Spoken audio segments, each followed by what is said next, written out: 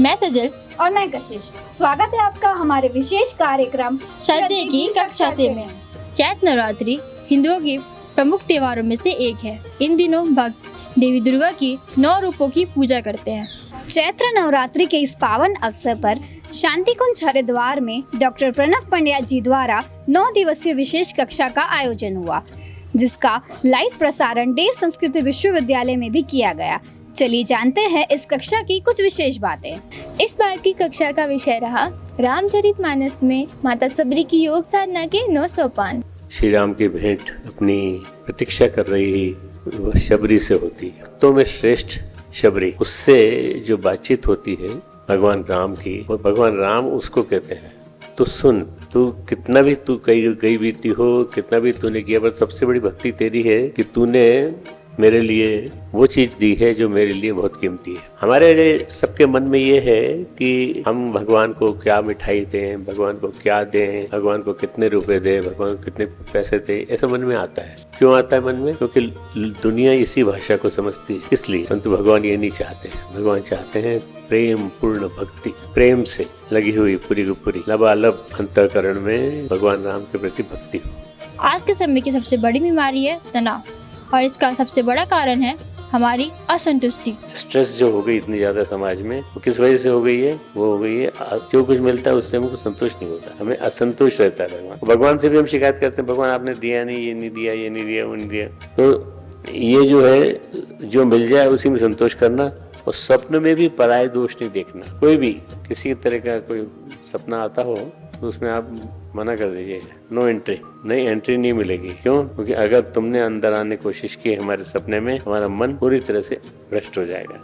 संतों की करुणा दृष्टि की व्याख्या करते हुए श्रद्धे बताते हैं कि संत कौन होता है? जिसके जीवन में, चरित्र में, हर जगह हम देखें संत के गुण। संत हृदय नवनीत समान, संत का हृदय नवनीत के समान होता है, जिसको देख, करुणा को देखते पिघल जाता है।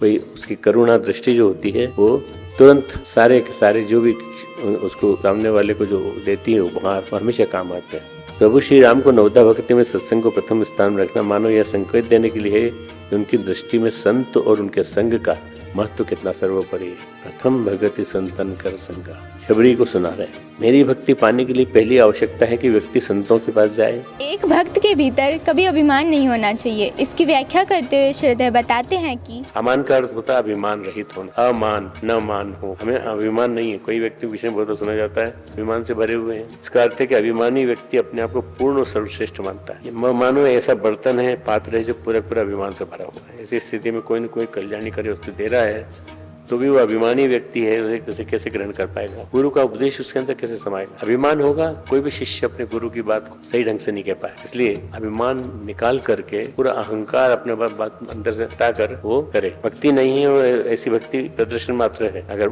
मान है तो। संत गायन के माध्यम से भी भगवान की भक्ति करते हैं। उनमें से एक है नारद मुनि जी, जिनके बारे में श्रद्धे बताते हैं कि नारद मुनि का वर्णन आता है तो हर समय हर क्षण हाथों में वीणा लेके चलते हैं। नारद जी के प्रसंग में गायन और संगीत से जुड़ी एक बड़ी मनोवैज्ञानिक बात आती है। भगवान के 24 अवतार में उनकी गणना है नारद जी की। इस विशेष कक्षा में श्रद्धेय डॉक्टर प्रणव पंड्या जी ने नवधा भक्ति के बारे में चर्चा की। नवधा भक्ति के 9 प्रकारों की भक्ति के बारे में श्रद्धेय बताते हैं कि हम भगति संतन कर संगा, पहली भक्ति है संतों का साथ। दूसरी रतिमम कथा प्रसंग, दूसरी है मेरे कथा प्रसंगों में रुचि लेना।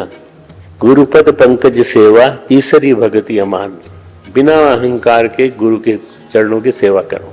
चौथी भक्ति मम गुण गण, करई कपट तजुगान।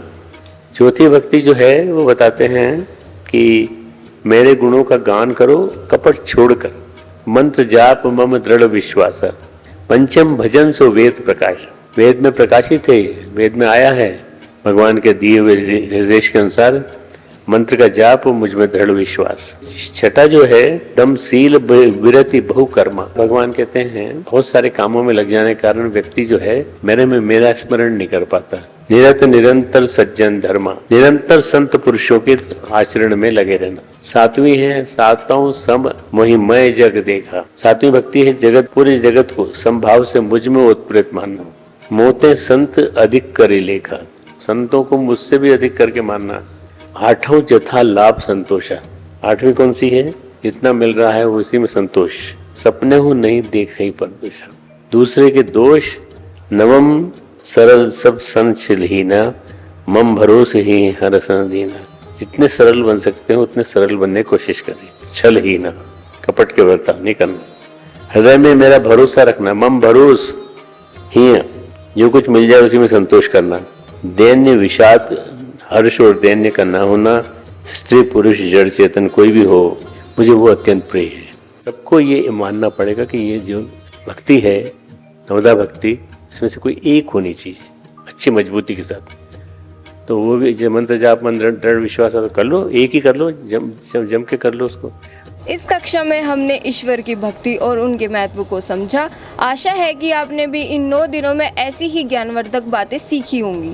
यदि ये वीडियो आपको अच्छी लगी तो लाइक करें और अपनों के साथ साझा करें। अपने महत्वपूर्ण सुझाव कमेंट बॉक्स में साझा करना ना भूलें और जुड़े रहिए DSVV टीवी के साथ। धन्यवाद।